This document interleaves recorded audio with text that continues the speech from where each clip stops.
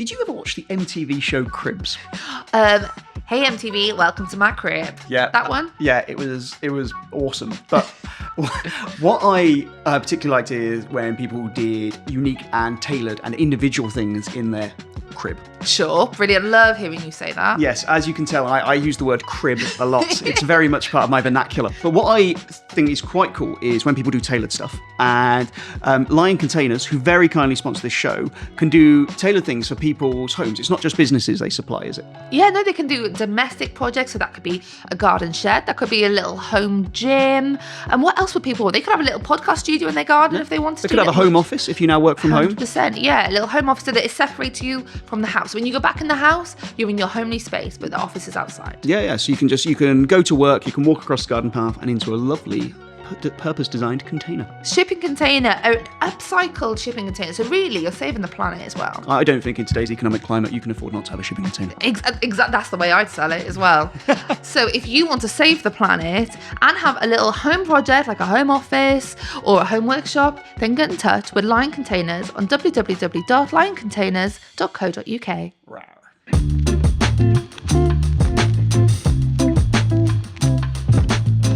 Hello and welcome to 4 Whales Sea Whales with me, Mel Owen. Me, Will Hayward. I feel bereft. We are missing a member of the crew. Shall we address? Yeah, we need to address the very clean-cut elephant in the room.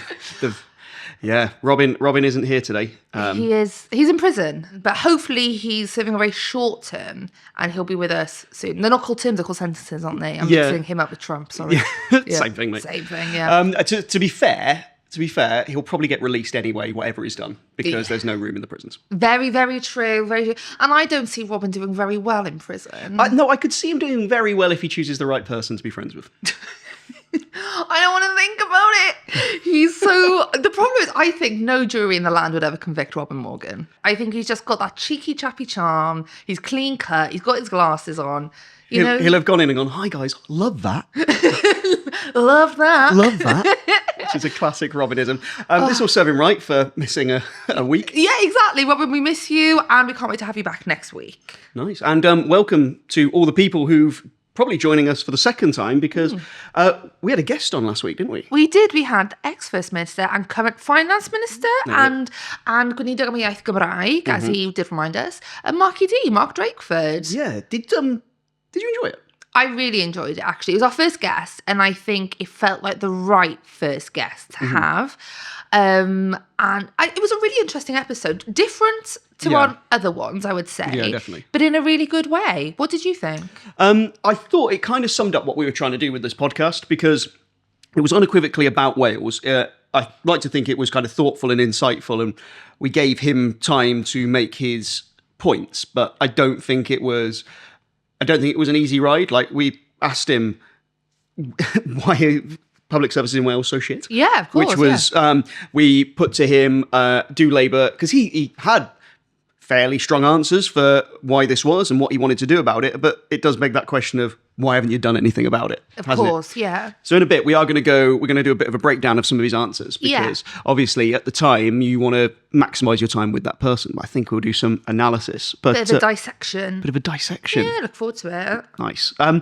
We've also got some news about our live show. We just hit 3 figures. Ticket sales. Brilliant. There's so many of you coming. That's going to be so exciting. It's amazing, isn't it? And so it is on 2nd of March.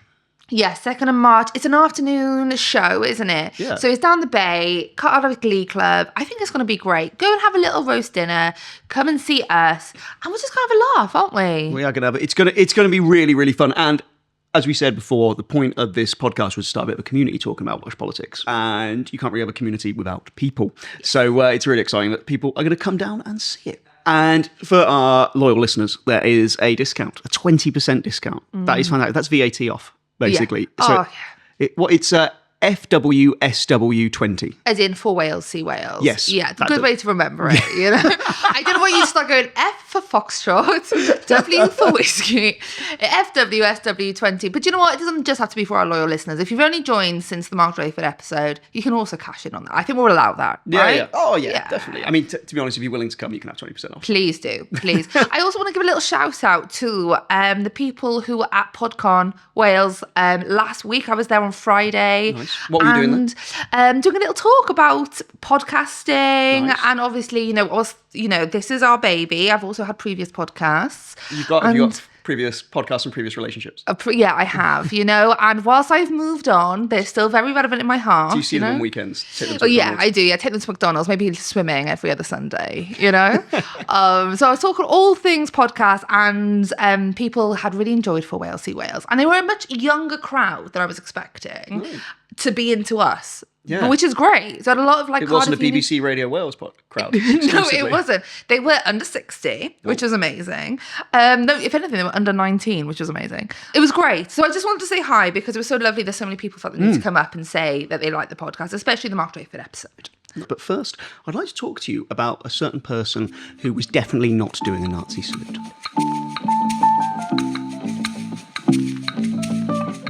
Mel, if I was to do a gesture where I held my hand aloft with a very straight arm, would you see that as a Nazi salute? Or would you see it as me giving you my heart? I'd see that as you every Friday night, basically, Will. That's what I see you do in the middle of town. So there's no difference there, really. Do you dispute that? I neither confirm nor deny that. But yeah, so we were weighing up whether to talk about Elon Musk, weren't we? Because ultimately, we're a Wales podcast, so we're not going to spend too long on him. But I do think it's kind of indicative of the way politics everywhere is going. Yeah, we're feeling the shift to the right everywhere. And I think certain things are being accepted or oxygenated more than they would have been maybe 10 years ago. So the fact that this has happened, whilst it didn't happen in the Senedd, I think we can still feel the repercussions of it here. Yeah. I mean, he's been courted by the likes of Reform, and they are telling us that they've got a chance of forming the next government in the Senedd. So I don't think it is disingenuous to talk about him. But what's really, really, really annoyed me about it is the Venn diagram of the people in the UK who are defending him doing what, let's face it, was a Nazi salute, but also will really proudly wear a poppy. Oh, please. This is the problem, right? And I think this has happened to the Union Jack, it's happened to the poppy, and it's also happened, sadly, to Paddington Bear, where it's been politicised so much because it's been used by the wrong people. Yeah. And it's become a symbol of what it should have been to now a hate symbol, basically, which is really, really horrible. And I can't wait to see my DMs after this. But like you say, the same people who would gladly wear a poppy are going, yeah, we really love what Elon Musk and Donald Trump are standing for. Yeah, it's because I really proudly wear a poppy because it's indicative. Firstly, I have family who've served in the forces, but when you look at World War II, particularly, you look at that and think, yeah, we're on the right side of that. Yeah, I would say I feel comfortable where we stood on that side of that war. Yeah. My grandparents and great-grandparents were very clear that they were opposing fascism. Yeah, love that for them. Yeah. And I never thought that it would be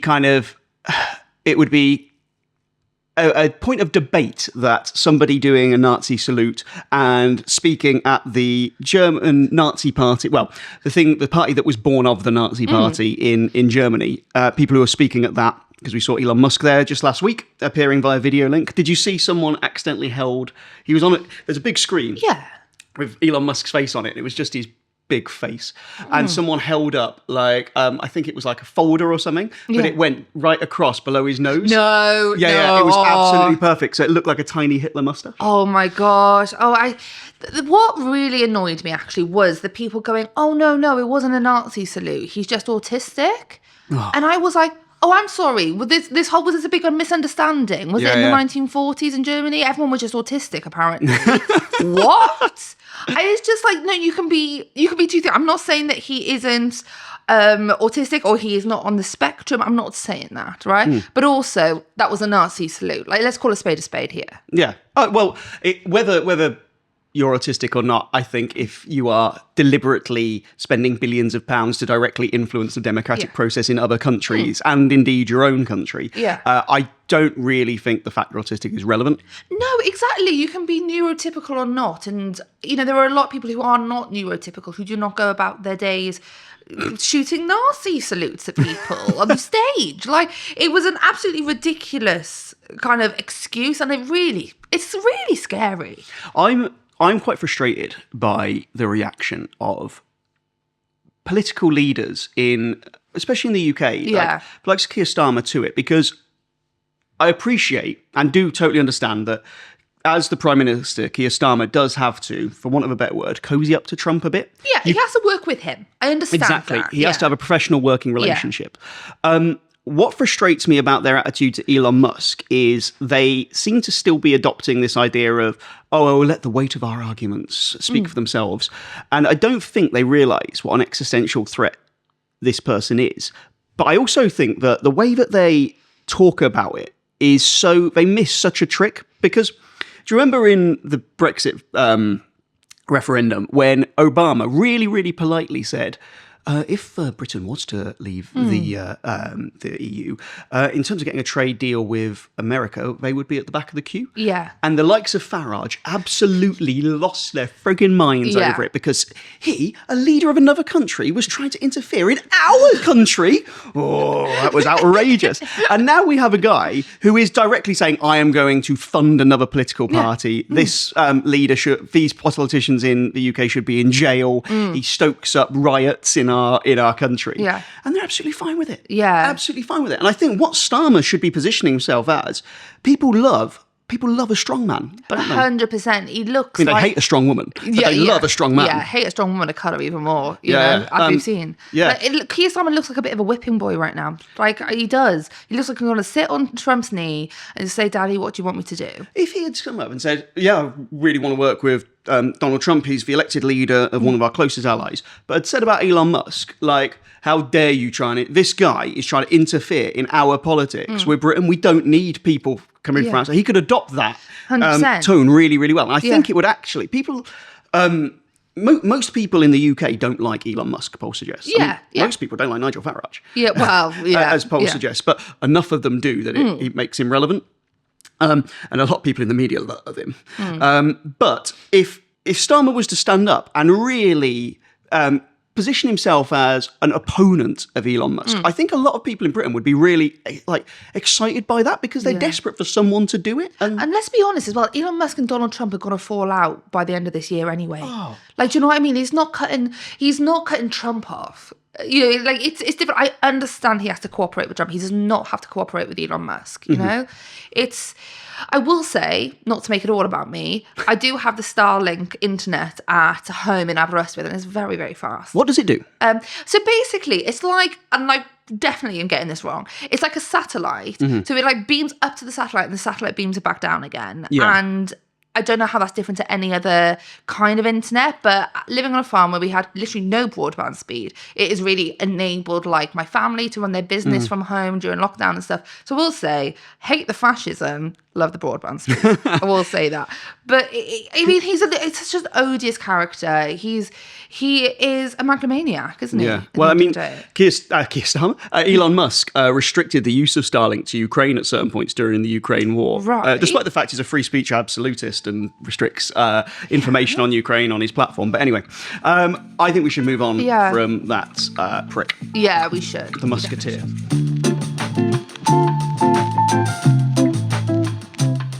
Do you worry that without Robin here, he's like the likeable one of the two of us? Yeah, I do think this because you're very informed. You like a good rant, you know, and we love that about you.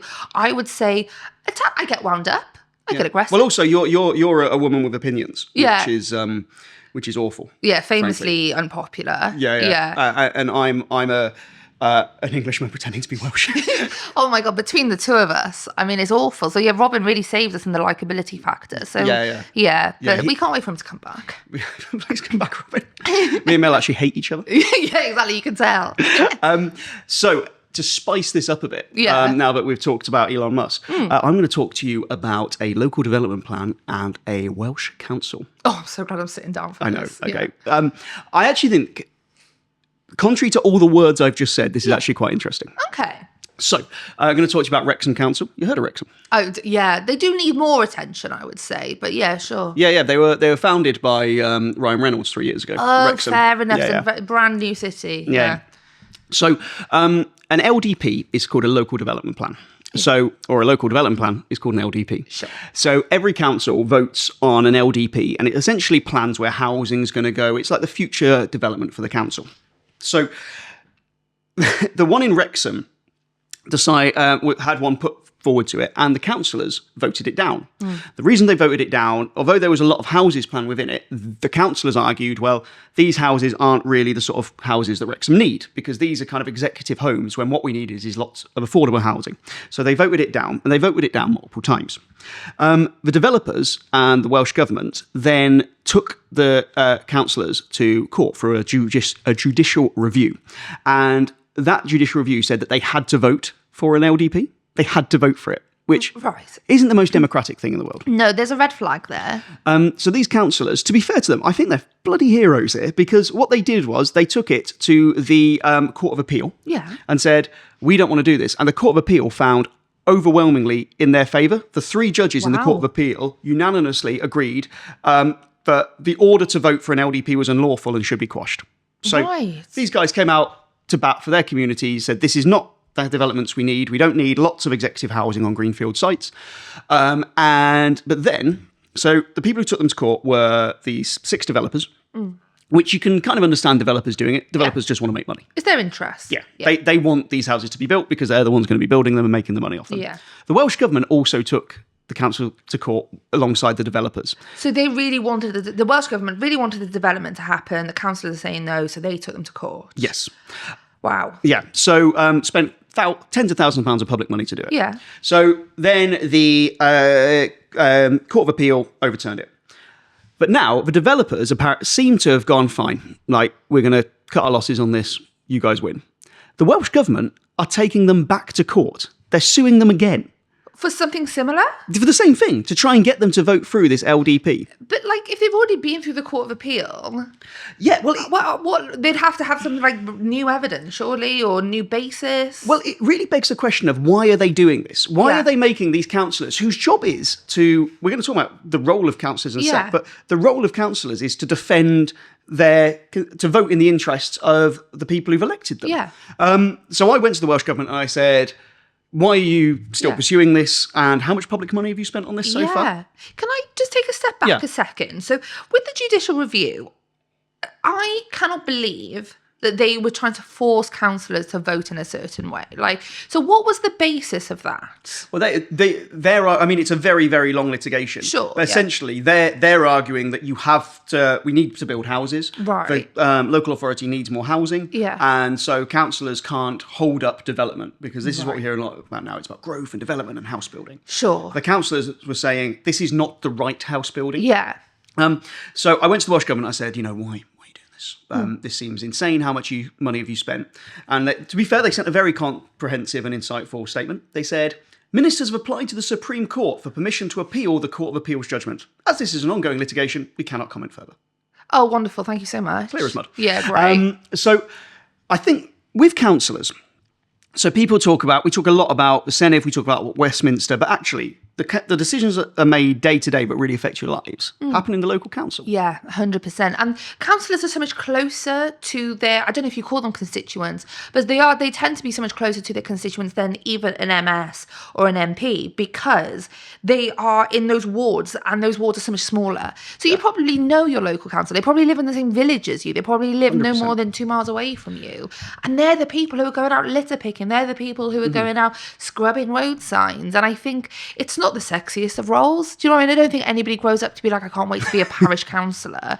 But at the same time, I think those county councillors do so much good work, and they're really overlooked. Yeah, I mean, their address is on the council website. There is no hiding. They are like the front of politics. And the things that, if you ask people what bothers them, it'll be things like housing, it'll be things like litter, it'll be things like potholes, it'll be things like bin collections. And these are where your councillors can advocate for you. Now, I would say 85% of councillors are people who are just in it because they want to make their community better. Yeah, I would say so. Some of them are using it as to get higher up in politics, because if you run as a councillor, it makes it easier for you then to get a seat in the Senedd and stuff like that. I would say that about 15% of them are in it because they are absolute fucking busybodies and they love the status. Even though I question the status of being a local councillor in terms of like ego, but I think they're kind of unsung heroes. And I think the guys here in Wrexham, so it was led by a Plaid Cymru councillor called Mark Jones. He was the named one, but actually he was representing the majority of councillors in Wrexham.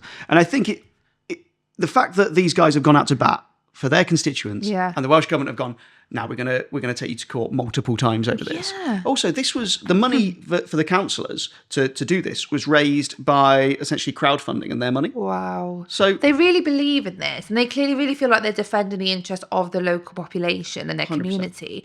So it's a really big stance for the Welsh Government to repeatedly take them to court. we don't know the reason for Welsh Government doing it because they weren't asked the question. Yeah. It but feels very David and Goliath at the moment, it's doesn't so it? undemocratic. Yeah. At Like- the end of the day, these councillors were elected. Yeah. You know, there'll be new council elections. If the new ones are voted in and and I imagine this is a very, very big local issue that a lot of people Yeah. stand on. And if people are voted for overwhelmingly because they're going to defend their community, listen to the people. Certainly agree. Should we talk about Uncle Mark? Uncle Mark, yes, let's go for it. So like we said, we had Mark Drakeford, your uncle, my step-uncle, on last... What would that make us? Cousins? If step uncle, so if it's my Yeah. uncle, it's my mum or dad's brother. Yeah. If it was your step uncle, Yeah. that'd be if our parents had met. Yeah. Had got together. Oh, no, that's a horrible image for me. No offence. I'm sure your parents are lovely, but I think if I Mr. Hayward is a catch. leave Donna out of this, okay? But we had Mark Drakeford on, and I'm trying to move past that image so Papa hard. Hayward would not enjoy living on a farm. No, well, okay, cool. Honestly, this has disturbed me more than I intended it to. But let's discuss what was discussed, because like you said, we were in the moment, we were there, and we wanted to allow him to have the floor to speak, because listeners probably were tuning in to hear what he thought and not us rambling on, you know. But a lot was said. There was a lot of media attention surrounding one certain statement that he made. Do you want to divulge? Yeah, so he said that Wales is over-hospitalised and we have too many beds and we have too many hospitals. So the BBC picked this up. It was picked up in several places. Wales Online did it, Nation Cymru did. Part of the interview when he talked about Scotland was also picked up by The National in Scotland. Wow, okay. I know, we're crossing Getting borders. traction, yeah. But on BBC Radio 4's Any Questions, Eluned Morgan was also asked about this, the First Minister. Annoyingly, they didn't actually name the podcast. But, Nice of them. but this is what they said. Our first question comes from Lynn Sullivan. Hello, Lynn. Hello. After his comments this week, how many hospitals does Mr. Drakeford intend to close? So you're talking about Mark Drakeford, the former First Minister of Wales, who is currently the Finance Minister, who made comments on a podcast saying that if he could start now with the NHS in Wales, he thinks fewer hospitals are the answer. Eluned Morgan, is he right? Well, just first of all, we have no plans to close hospitals. I think Mark Drakeford was very clear that if he had a clean sheet of paper, he wouldn't be starting for here. And I can assure you that you won't have to wait. But look, when Mark Drakeford said on the podcast that Wales needed fewer hospitals, I think you saw my reaction. I nearly fell off my chair.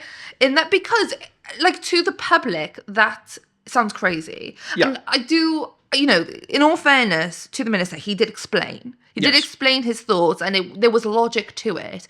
But imagine trying to sell that to the public. Yeah. So his argument was that we need we need fewer hospitals and fewer beds because actually resources needs to go into primary care. So you have more community-based care so that issues are nipped in the bud earlier, and because that's where most of the interactions happen between people and the health service. And obviously, a big hospital is quite expensive to run with lots of different specialists in. That was his argument. I think there's a few points to make here. There is absolutely people who work in health policy, and there are countries that are good examples where having your money allocated towards prevention and primary care is beneficial. So there is he has got that strong argument to make. But as you say, making that point to the public when they turn up in A&E and they can't be admitted because there's not enough beds, I think is quite a tough sell. Other points to make is Wales actually does have below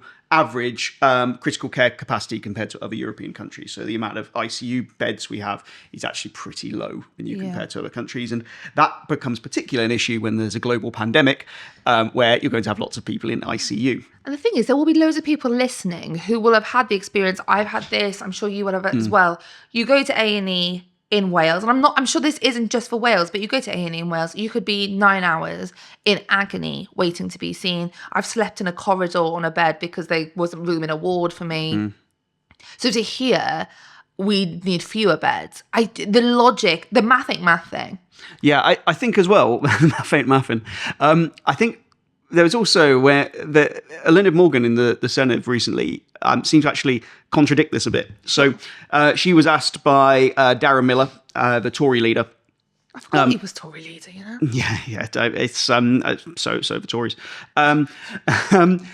She said in response to him, "We'd have loved to have built a few more hospitals over the last decade, but the Tories have given us barely any increase in money from Westminster." Sure. So that's contradictory. That's contradictory. I mean, Yeah. she has previously said that we need more community services, but it is kind of like they just say whatever's expedient at the time. I mean, I would argue that now that you've got Labour in Westminster, surely it doesn't need to be either or.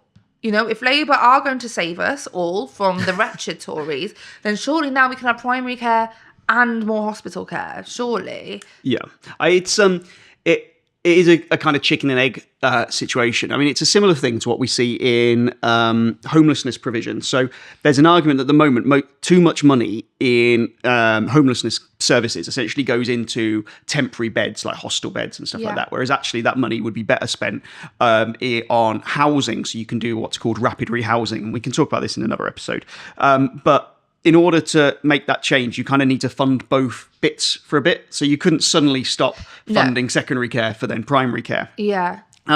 But when you speak to Drakeford, he's a likable guy. Yeah, you can't deny that. He really is. He compared to the Trumps of this world, I genuinely believe he is in politics and makes decisions because he wants to make a difference in a positive way. When he was saying about, seeing the school children and kind of that being, a reason to have hope in the world, and the way that he just kind of goes to sit in doctor's surgeries, I thought, do you know what? Because I'm quite down on politicians, and that I kind of think that anybody who wants to be a politician are probably the last person we should have, because you're so egotistical to believe I should be the one to lead a community.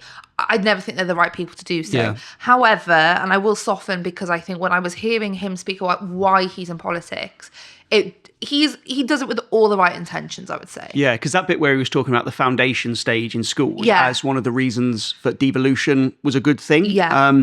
And how much better was that response than what we had from Eluned Morgan? Exactly. Like he sold it, but then again, devolution's kind of his project. However much you can disagree with decisions he makes, I think what really, really did annoy me is that when he said like, well, you've got these answers, why aren't you doing it? And he was like, well, you try closing a hospital in Wales. Yeah. And it's like, well, okay, but if you know what the answers to these problems are, you've had a quarter of a century to do it.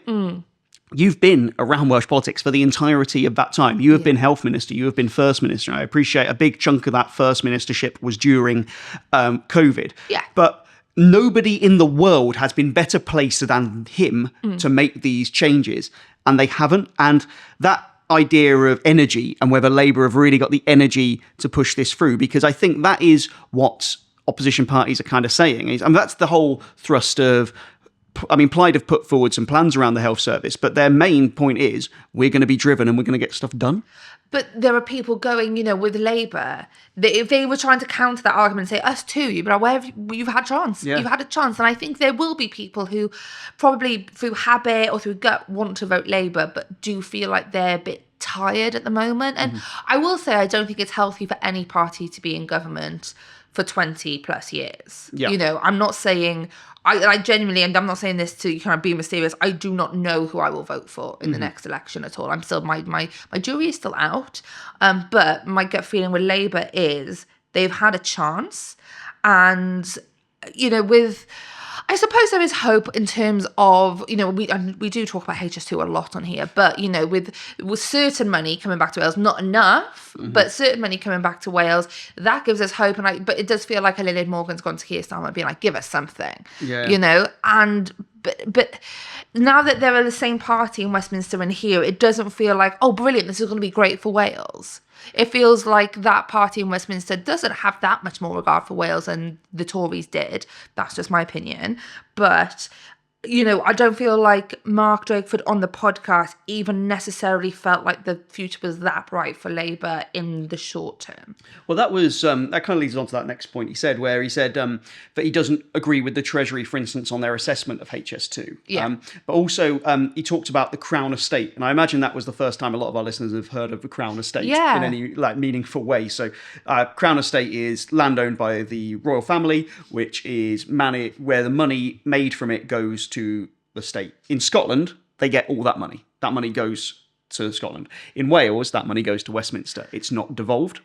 And that is obviously very annoying because, obviously, as Mark Drakeford said, in Wales, we do get quite triggered at the idea of, I fucking hate the word triggered. Such a millennial wanker. I know, it's just like annoyed, just triggered. Yeah, you are triggered. Yeah, I'm triggered by you triggered. You triggered yourself, yeah. Triggered by triggered. We get very annoyed, historically annoyed, because resource has been taken from Wales, and the rewards of that not happening in Wales is very frustrating, especially because there's going to be loads more green energy and floating offshore wind and stuff like that. He had said that he thinks that it should.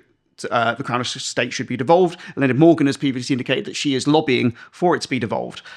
Unfortunately, this was completely counteracted by a man named Darren Jones, who is a UK government Treasury spokesman. And he responded to a question by Plaid Cymru's Llanos Medi, saying the UK government has had no discussions with the Welsh Government on devolving the Crown Estate.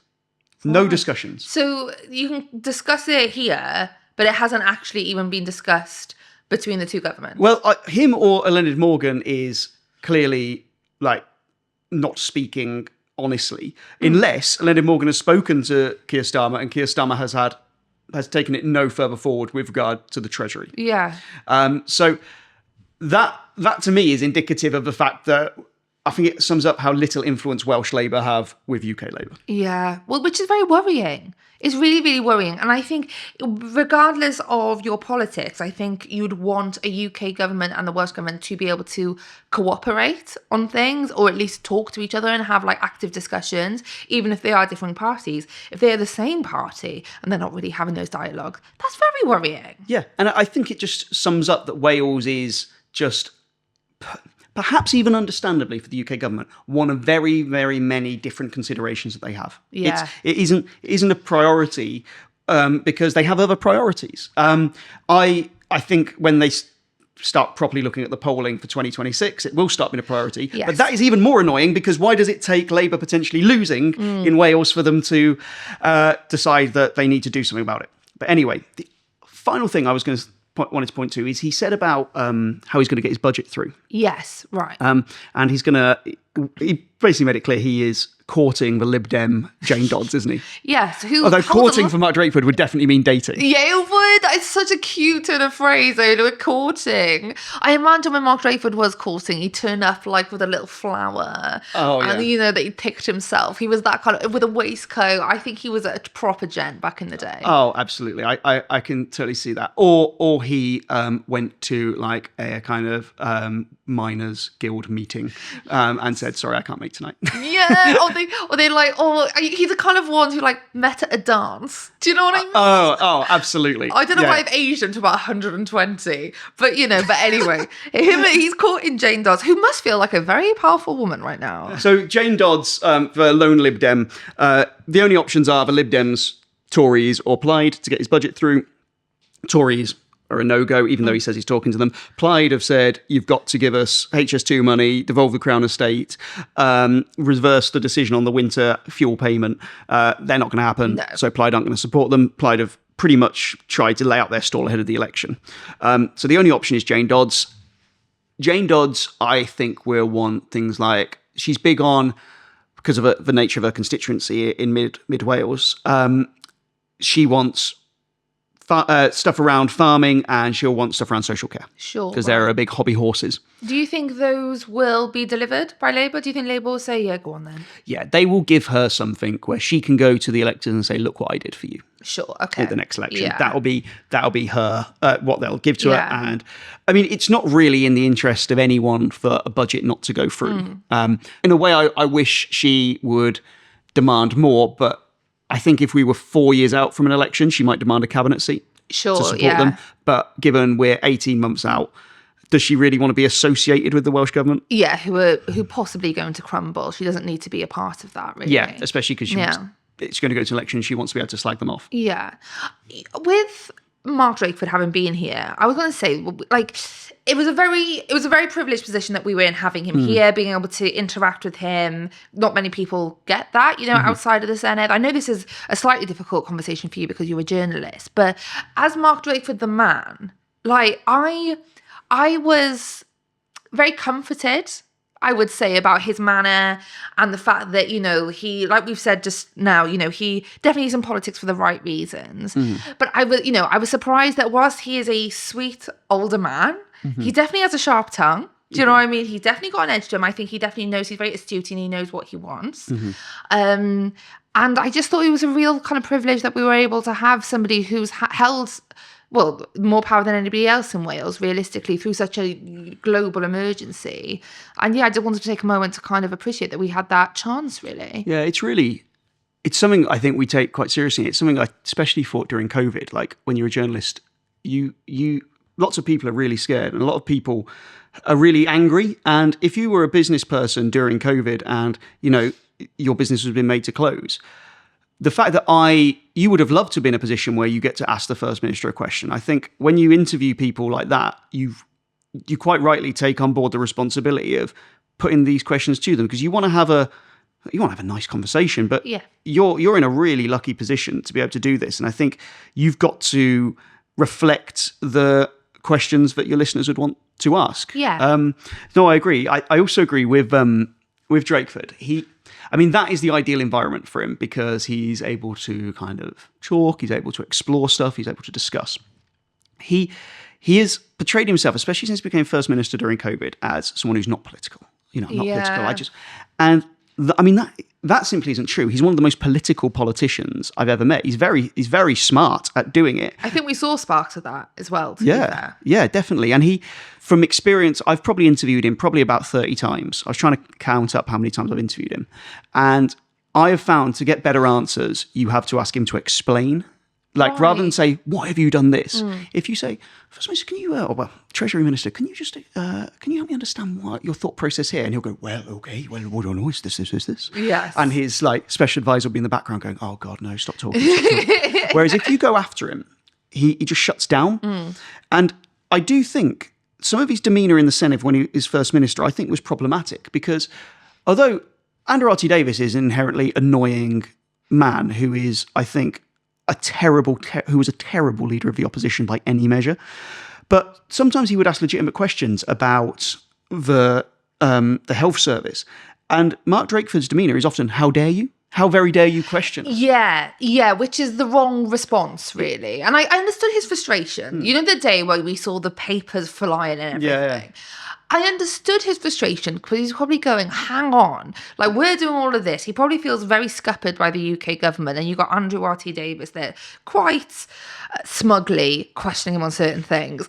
And it was just the sheer frustration. But at the same time, Mark Drakeford is accountable. Yeah. Like, he is accountable and should have to ask Labour have no probing right to questions. rule in Wales. No, exactly. I could not agree more. And I think there is a God-given right feeling amongst them that this is ours to do. Yeah. And I think they could be very shocked next year. But it was great to have him on. I'm pleased for our podcast we did it. We are looking at other guests. Yes, we are. This is really exciting, isn't it? Yeah, it is. I also would appeal for people to keep sending in their questions. We've had a lot come in. We want to do them in kind of single episodes rather than address them individually. So it's forwalescwales@gmail.com. Yeah, absolutely. Or DM on Instagram. We do have some, and I have sent holding message people thank you so much. We will answer these. You have made our Instagram game very strong. It is. It's given millennial, isn't it? Yeah. I do enjoy it. I do. But but genuinely, people are really they do engage with us on there, and we definitely will answer those questions very shortly, because I think it's important to know what people want to ask us. Some of them are very, very localized, and do you know what? I love that. Yeah, some of them are kind of parking in a... Yeah. Which is fine. But also, write to your local councillor. Yes, write to your local councillor. Take them to the Supreme Court. Yeah, they are... Yeah, Or not. They will go to bat for you. Yeah. Like, some of them win their seats by about 4 votes. Yeah. Like, you actually matter to them. Yeah, 100%. 100%. Some, like, I've said this on another episode, but people need to pay more attention to their council elections.